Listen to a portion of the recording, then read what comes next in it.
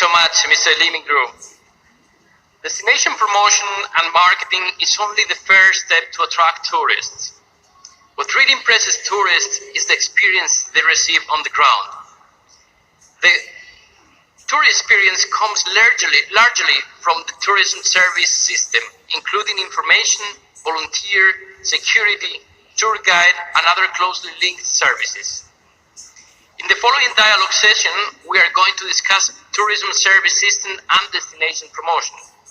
Mr. Dimitrios Buhalis, Head of Department of Tourism and Hospitality, Faculty of Management, Bournemouth University in the UK, will be our moderator for the discussion. Thank you, Dimitrios.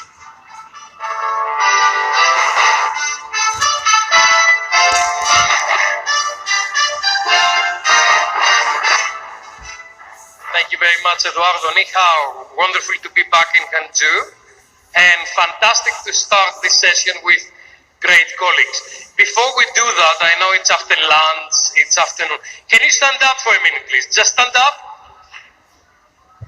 Stand up for a minute and stretch a little bit. I think you need that. In a meanwhile, I can have my panel coming and joining us up here.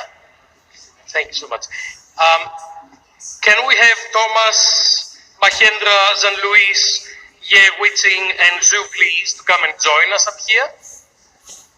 Thank you so much. Say hello to your neighbor before you sit down until these guys come along and they take their place. And we're about to start on the session on building of public service systems and destination market. You can sit down now. Thank you very much. Now, while I've been listening to a lot of presentations in the last couple of days, I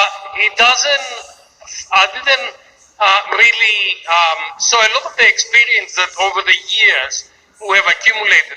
So I decided to give you a few slides and to make sure that we understand a little bit on the theory of tourism development and destination marketing.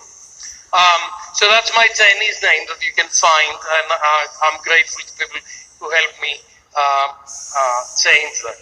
So this is Bournemouth University. This is my journal, the Tourism Review, that I'm publishing, I'm editing since 2017. And one of the important things to do is to really define what do we do with destinations, and what do we have to do. And this is based on the strategic objectives. So it's really about developing competitive advantage, it's really about differentiation, it's really about enhancing reputation, maintaining the image, and developing models that enable us to optimize the resources. And I think that is really, really critical. And what's the most critical is that we do tourism for the benefit of locals. This is really important. We really need to bring benefits to residents and to locals. If we don't do that, we should not do tourism. And this is a model I've done some years back, where we've got the interests and the responsibilities of each of the stakeholders that they need to be balanced before we manage those things. Now, let me see if you think that tourism is a good thing. Is tourism a good thing? Raise your hand. Anybody who thinks that tourism is a bad thing? Anybody who thinks that tourism is a bad thing?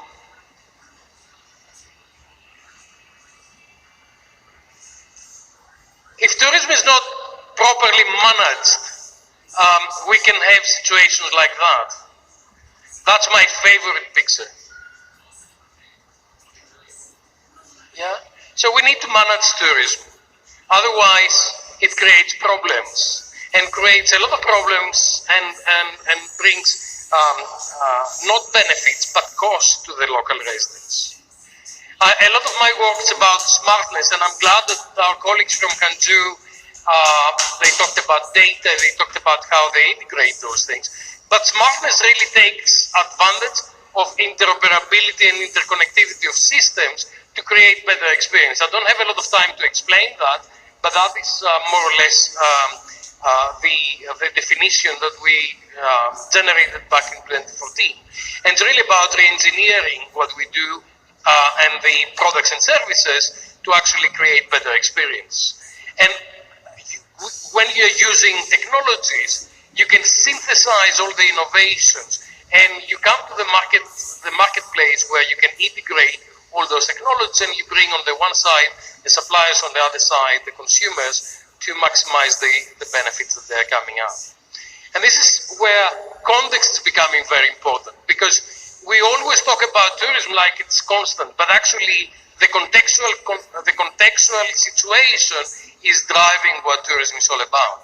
It's about the traffic, it's about the weather, it's about the politics, it's about all those things that for each moment determine what we do. And a lot of my research is about real time, which is the latest thing, and nowness. It's really understanding what are the real conditions in real time.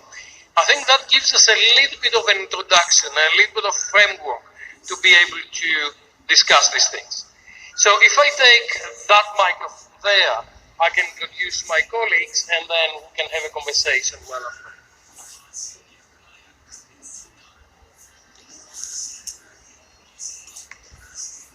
Is this on? Yeah. Okay.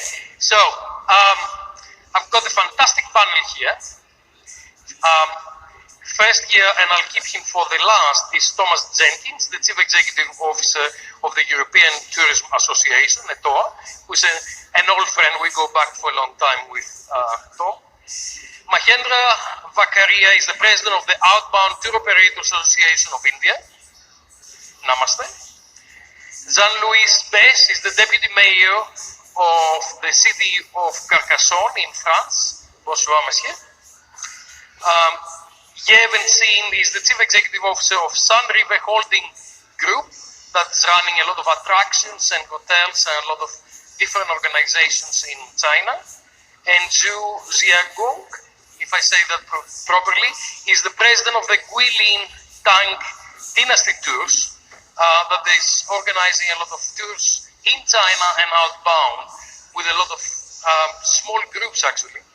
Are you based in Guilin? I'm coming in 3 weeks' time in Guilin. I'll see you there.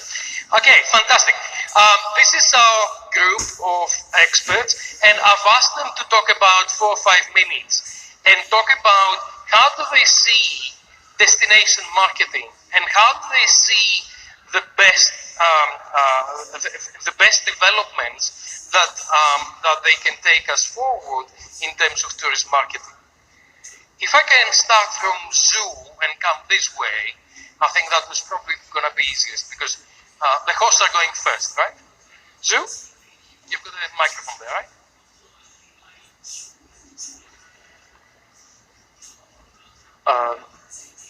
Thank you for the question. And in my opinion, I would say that if we want to do the destination marketing, we need to focus more on the products and pay a high attention on the products, because traditionally we just do the marketing itself. But we need to think, we have to have something in our minds that, well, the people, they do need products to go to a certain place before they make a final choice. And so later, as a consequence, is that I think the KPI should be changed or redefined, because we don't only look at how many people they've covered or how much displays they have presented to the potential customers, but I would say that, well, how many products related to the certain destination, and this is very important. And the third thing is that for the future marketing is that, well, we need to pay a high attention on the social media channel, because nowadays the younger generation, they rely much more and more on the online, and for example, like WeChat or Weibo, Facebook, Instagram, and so on. And they are trying to acquire information from these channels. So we need to pay a high attention on this. So there's also some future task for the destination organization. Fantastic.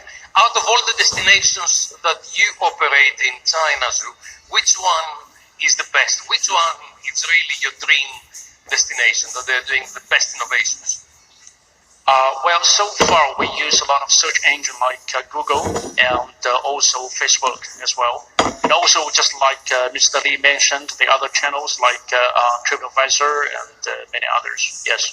How do you use Google and Facebook? We spend money on this. Okay. Yeah. Every day, a lot. Is there any city or any place or any attraction that makes your life easier, makes your business better? You mean some place particularly? Yes. Well, it depends. It depends on the needs of the customers, actually. For example, in China, and I would say like places like Beijing or Shanghai and Xi'an, they are most popular destinations among the Western customers. But if we go to some other second-tier or third-tier cities, it's really hard. Okay. Thank you very much. Thank you. Mr. Ye, you're operating attractions and destinations effectively, because attractions in China, they're really big places. What do you do for destination marketing and what innovations do you bring?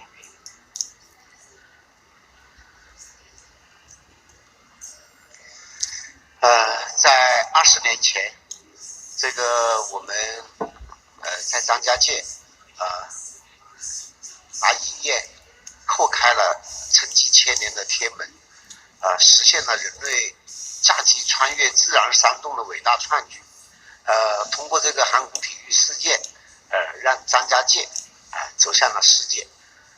17年前，我们在湘西，在凤凰古城，我们用歌声中的凤凰，用笔墨下的凤凰，用镜头里的凤凰，用天下凤凰聚凤凰和骑行大地，用围棋巅峰对决，让世界认识了凤凰。这个特别骄傲的是，我们这个团队在过来的26年的过程中间，我率着我们的团队，最起码在中国旅游目的地市场营销史上创造了15个以上的世界第一。应该说我们在中国旅游目的地的这个市场营销方面，我们这个团队是有着丰富的临战经验，而且我们在这个中间，我们也用了非常多的不一样的方式来每一个目的地给它量身定做了，包括你像我们张家界的卡通市长，这个阿凡达和张家界还有很多很多。欢迎这个在座的各位能够走进张家界，能够走进我们的大湘西，走进凤凰古城，您可以看到我们是用什么样的方式来演绎了一座古老的小城。谢谢。Fantastic. Can you tell me one thing that you're really proud of? One of the innovations that you're really proud of? 就是在20年前，在1999年的12月11号，这个穿越天门，这是在中国旅游营销史上的一座丰碑，20年无人再能超越。Impressive, and 20 years ago. Thank you so much. Jean-Louis, bienvenue. And it would be great to hear what you're doing in Carcassonne and how you make tourism a successful place. I'm sorry, I speak. My English is very bad. Okay, let's have a French accent. Probably more than Chinese. I will speak French. Comment un territoire devient une destination? 今天我来谈一下，就是我们这个区域，这一片区域是如何成为这个旅游目的地的。La notion de territoire, c'est pas simplement une représentation géographique. On y comprend bien sûr les populations qui y habitent, mais c'est le mot français lié au territoire, c'est le mot terroir. Et on utilise ce mot terroir notamment pour le vin, et qui comprend une dimension bien sûr géologique, mais aussi un savoir-faire. Et finalement, c'est ce qui relie le terroir, le territoire et les hommes.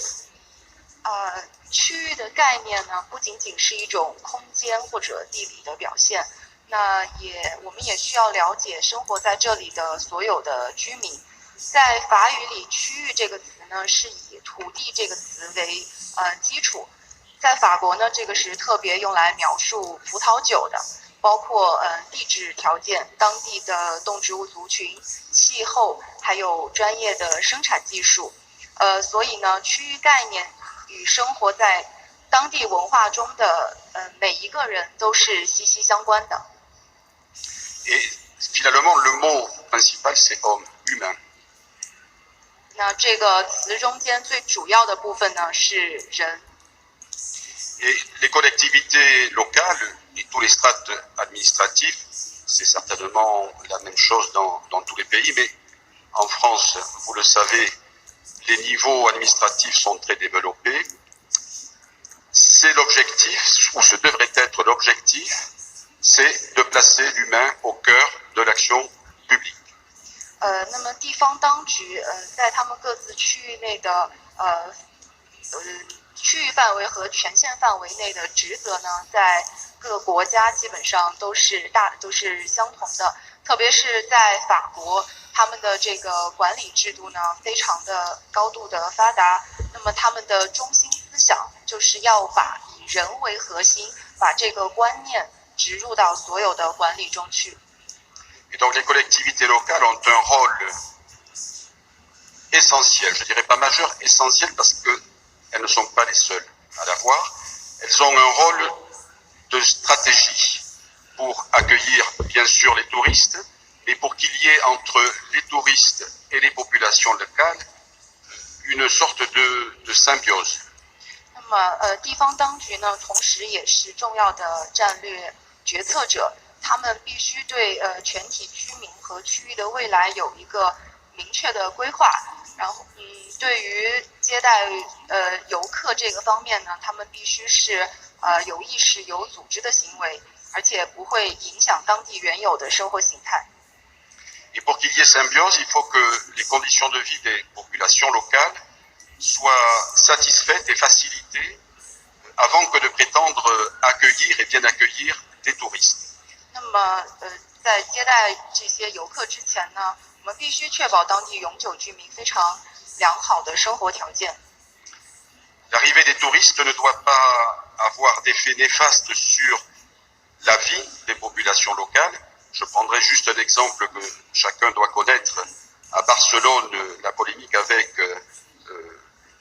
l'hébergement touristique de type Airbnb, parce que la vie est chère, on a du mal à se garer. Les emplois sont saisonniers, la population locale est en quelque sorte en forme de rejet du tourisme. 我们接待这个游客呢，不能对当地人民的生活质量产生不良的影响。那么我举一个大家可能都知道的例子，在巴塞罗那这座城市中，Airbnb 呢，它因为游客的到来，那么它改变了原来是租给这个当地求职者的这么一个状况，然后导致了一个物价上涨，停车住宿困难，然后工作呢产生了季节性。那么这个是一个非常负面的例子。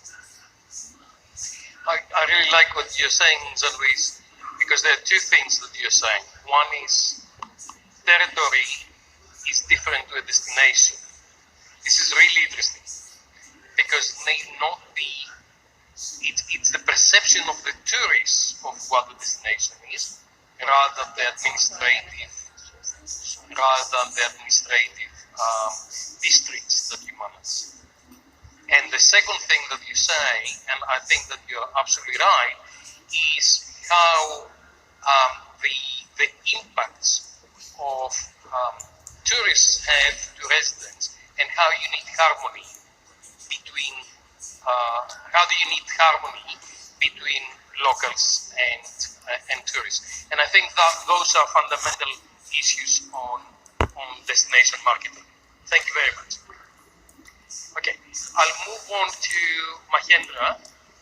And Mahendra, obviously, India is a huge country, incredibly diverse in terms of culture and population. And I guess different areas, and to the Westerners, to the people outside, they see India as one thing, but the diversity is phenomenal. How do you deal with destination marketing in a place so diverse and so interesting? Very good question. To my mind, as a tour operator, what we are looking at when we are trying to identify a destination, I put it into a simple 4-letter C. The first C would be the connectivity to the destination. What is the connectivity that is going to get my tourist, my client from India to that destination? What is the consular facility? Is the visa going to be easy? Is it going to be troublesome or taking a longer time? Then we change the destination. The third C is communication. Very important for a destination to communicate the right message to a worldwide audience and understand what is the target they want to attract to the destination. We had a fantastic presentation by Mr. Wooden Jr. about Los Angeles tourism, and it did communicate very well to all segments of a tourist. Family consisting of children, young and yuppie, single traveler, luxury, high-end. So communication is equally very important. And the fourth is collaboration. Collaboration with the stakeholders. If we have good partners with whom we are dealing in the destination, it gives me the confidence to send my tourists to that destination. So when we are looking at a destination, these are the 4 primary things that we look at in wanting to promote a destination to our customers effectively. Fantastic. And I'm keeping Tom for last because Tom is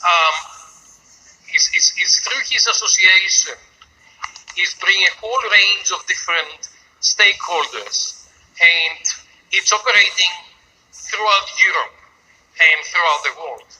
So what is a good destination marketing, Tom, and what do you expect from a government to actually do? Either regional, local government like St. Louis, or regional government, or national government? Thank you, Dimitrios. As he explains, I'm responsible for an association that represents people who sell Europe as a destination throughout the world. What makes a good national tourist office? I think I'll start with showing what a bad one is. There's an old story, it dates from about 30 years ago, of a North African destination commissioning a French advertising agency to run a series of advertisements on French TV.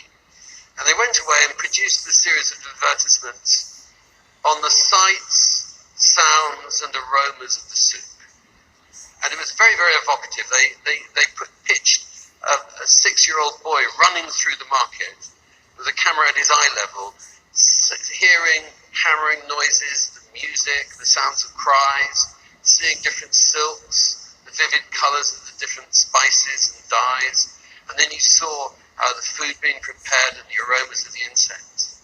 Very, very, very, very powerful. They showed it to the tourism minister, and he went berserk. He said, "How dare you portray this country in this fashion? How dare you portray the country as a medieval country? How dare you portray it as primitive in this way? Do you not realise that my country is the largest integrated steel plant in the Mediterranean?" Now, what that shows you is not so much the detachment, or maybe the enthusiasm for the minister for a fairly niche form of tourism, but it really shows you the dysfunctionality within that organisation. Someone inside that organisation should have briefed the advertising agent a little bit more carefully, and someone should have been listening and talking to the minister. What matters, though, and what comes out of it, is that what we sell as companies when we sell a destination is the taste of the inhabitants. Now that taste can be expressed over time. What your great grandfathers did in terms of commissioning architecture, how your culture has expressed itself in institutions and in religion and in buildings. But it is the taste of the inhabitants, the culture of the inhabitants that matters. Now it's really important, standing back from this, that this is sold. It's also important to realise that the companies that try and sell this have got a different priority sometimes from the ministers who commission the National Tourist Office. So image, politicians, coordination with industry, all of those things coming together and have a coherent story that you say to people. So it is effectively an impossible job. So all they can do is point out where it fails. You can point out one or two salient examples, but it would be wrong to do so. All I would say is that national tourist offices and people who sell destinations are wholly necessary. It's good for countries to get together and say, this is an important industry, this is who we are, and this is how others perceive us. Great. A colleague from there showed me 5 minutes, but he didn't take it into consideration that we started half an hour late. So I'm going to override that sign, but I'll give you one more question. And it's very interesting to see that in 4 months' time, we're getting to 2020. 2020 is only 4 months away. And I can make a prediction that the period between the decade between 2020 and 2030 will be so dramatically different than it was before, that almost everything we knew about tourism will have to change. We have to change because all the nice things that our colleagues show us from Hangzhou, all the big data and everything that's collecting, and how I'm doing research in Bournemouth University about real-time tourism and nowness, and how people would like to have instant gratification. And we need to coordinate all the needs with the residents and to satisfy all these impossible needs instantly. And 2020 to 2030, all of those things will be happening. Now, if I like you to see this decade, 2020 to 2030, would you like to tell me what do you expect to happen or what do you like to happen? So your jobs is better, you have more satisfied customers, you've got more satisfied residents, you've got more satisfied members, and you've got better value co-created for everybody in the industry. So would you like to start with that? So it's really about the future. And it's really about this period between 2020, which is in 4 months' time, to 2030. Talking about the future, yes, there is a lot to imagine. But I would say that, well, in terms of future destination marketing, I would say that some new technology or artificial intelligence will play a great, an important role in this area. For example, like AI.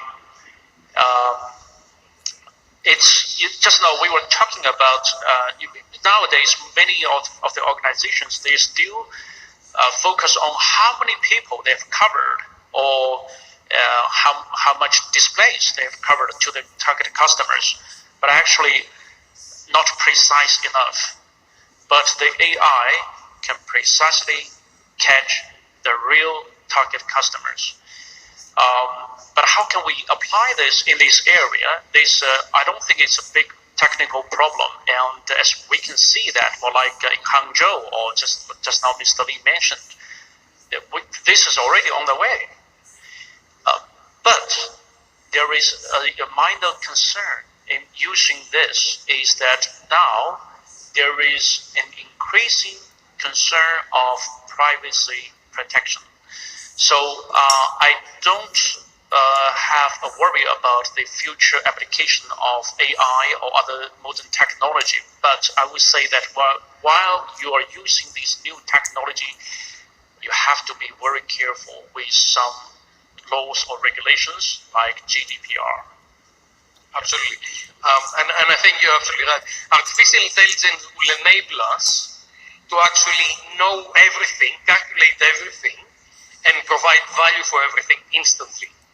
Because it will be like you have got endless computing opportunities and to take the data, look into location-based information, preference, and context information, and create the best solution. But privacy is one big issue. And when I was saying your data early on, I was thinking that a lot of us will escape on holidays to the Greek islands where a lot of technology does not work and get on a fisherman's boat and escape from all this technology at some stage. And yes, I said that, you know. Okay, Mr. Ye, what do you see the next 10 years happening? 首先，我觉得我们这个行业，一定会与时代同行，而且现在的科学技术，的不断的完善，我想这个技术也会推动我们这个行业进步。第三呢，人们的需求会越来越丰富，这个我们作为旅游目的地的建造者，我们作为这个旅游的内容的提供商。那么我们一定要坚持以满足现代旅游消费者的需求为导向，来建设这个旅游产品。说建设满足现代旅游消费者需求的旅游产品是发展现代旅游的根本。所以我想我们这个一定会跟着社会同行，跟着技术同行，跟着消费者的需求同行，未来的10年的旅游一定会精彩纷呈的。Dynamic technology, adaptive, understanding what's happening, and providing value. Thank you very much. Jean-Louis? Préparer l'avenir, disait Saint-Exupéry, ce n'est que fonder le présent. 我们为未来做准备呢，是为了找到现在。那这句话呢，是来自一位名人，就是写过《小王子》的 Antoine de Saint-Exupéry， 是他的一个名句。Et fonder le présent, c'est la même chose pour des entrepreneurs que pour des décideurs, des institutionnels. C'est se poser la question de ce que l'on fait aujourd'hui. Est-ce que dans 1 an, 2 ans, 5 ans, ça sera considéré comme une erreur stratégique ou comme une évidence ou finalement une idée de génie? 那么这句话呢，就是很好的总结了，不管是我们现在的旅游从业者，或者是制度的决策者，对他们提出了一个问题：他们现在所有的决策，在5年后或者10年后看，它是一个战略性的错误，或者是一个非常天才的提议。Je dirais avec un trait d'humour que l'intelligence artificielle est un bon serviteur, mais un très mauvais maître. 那个我们说人工智能，它就像钱一样，是一个好的仆人，但是呢，是一个非常糟糕的主人。C'est un bon outil pour la société parce qu'elle donne plus de confort, plus de sécurité, mais elle ne doit pas oublier, j'en reviens au point de départ, ce qui est aujourd'hui, qui était hier et qui sera aussi dans 10 ans, la place de l'humain. 那么我们的 AI 呢，在工作上将会非常非常的有用，会给我们提供更高的效率，更多的安全。但是有一件事是我们不能忘记的，就像我刚才提到过的，我们的核心思想是人 ，AI 是不能取代人的。Et le slogan de WTA, Better Tourism, Better World, Better Life, the more important is better life. 那么就像我们 WTA 所说的，更美好的世界，更美好的生活，那最重要的呢是我们人，然后将要拥有的更美好的生活。Absolutely. What a wonderful place to actually bring together. It's the human touch. It's how can we bring tourism together. And what tourism is doing is bringing us together as humans to better life together, actually. And that's something Qatar is saying, Qatar Airlines is saying, traveling together. But technology will facilitate that, but we should always focus on the human element at the end. Mahendra? All of us know technology is continuously driving our present day-to-day life. You know, we are becoming slave to the technology, whether we like it or we do not like it. We talk of artificial intelligence, big data, whatnot. If you are sitting in your room and thinking about a destination, somebody in Google is already interpreting your thoughts and trying to put you ads when you're opening the Google page of what you've been thinking. So that's very scary to my mind. But if we are not going to be able to escape getting out of technology in that sense, what is very important is, like you rightly said, the human-to-human touch is extremely very important. And our industry is one of this beautiful, wonderful industry which allows us human touch. People travel to understand a culture, to understand a ritual, to meet people, and that technology is not going to substitute. I'm just thinking out of the box, there could be a situation that, coming 5 years, 6 years down the line, because of the so much of empowering technology that is dictating our lives, we could be having detox holidays. People coming and saying we want to go for a holiday where there's no connectivity. Yeah, just want to be left alone, no connectivity, no internet, no nothing, just me, myself, enjoy the nature, small, simple things of life. In the 50 years back in India, we used to have sanatoriums where people who have mental illness, where people who had illness which could not be recuperated in a normal hospital would be sent there to recover. Who knows, we could have detox sanatoriums for people who've been totally fluxed with this kind of technology dictating our lives on a daily basis. So to my mind, technology is going to be there. We won't be able to avoid it, but we will have to work to make this barrier eliminate and get more and more human contact possible. Absolutely. Mindfulness, that's called. And mindfulness will be absolutely critical also in the future, because quite often we telework, and someone said that earlier, and we teleleave. Someone that, I'm not sure who said that earlier, when someone goes, I think Christopher may have said, if someone goes in front of Eiffel Tower just to take a few selfies and go away, have they been in Paris, or have they just taken a selfie in front of Eiffel Tower for the consumption of their network? And I think that's absolutely wonderful. Thomas? Well, Dimitrios, what you're illustrating is a point which was made many years ago, is that people visit their own expectations, and they're there to fulfill their own expectations. So, a German art historian may wish to spend a day in one gallery at the Louvre. An American can do the Louvre in 15 minutes if he wants to see the three principal things that he wants to see. There are other nations other than the United States, I would just say three things. One is, I'm not the only person in the audience who suddenly felt old being told that 2020 was coming around the corner. It's only 20 years since we were partying, since it was 1999. I've grown old watching people make horrific overestimations on the impact of new technology on the travel industry. I was ridiculed in the mid-90s for questioning the uncertain fact that there would be no travel agents and no tour operators existing by 2000. They would be history. What nonsense it was. In the UK, 50% of the travel agents disappeared in the 50s. They're still there. Yeah. I was told total eradication. And I was the person who was making this. Oh, hello. Mistake. I thought I met you somewhere before. I'm abashed at your modesty. The second point I'd like to say is that so much, and this has come out in much of what the other people have said, so much of what is important in travel what makes the travel industry tick will not change. People will still need somewhere to sleep. They still want to see the same things. And what they'll want to see in 20 years' time is exactly what they wanted to see mostly 100 years ago. Particularly in Europe, it will be the principal European attractions that go. The one area where I think new technology will help, and is helping, is in the inevitable impact of this growth, which is in congestion.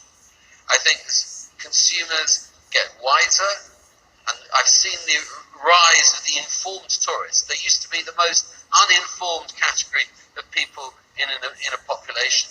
Now they're arguably some of the best informed people in a population. With these people, they will know when to visit a site, not just turn up at peak times.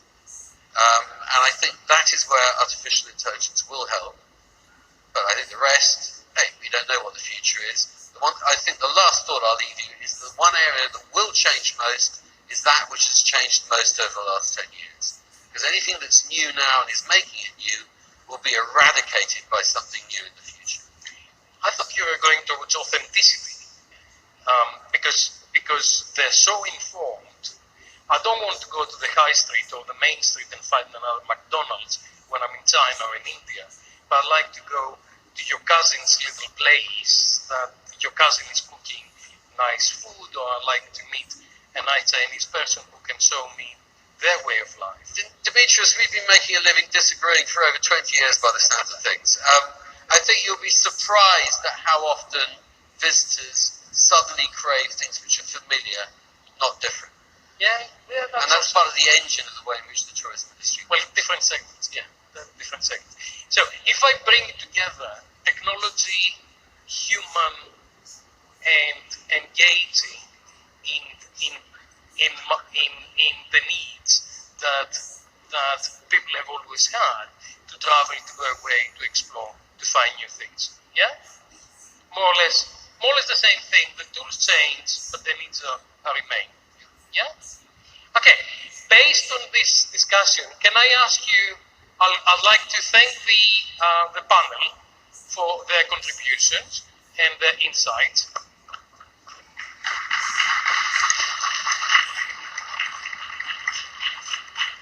And to actually implement what we just heard, I'd like you to go out for coffee and make sure that you meet two people that you have never met before.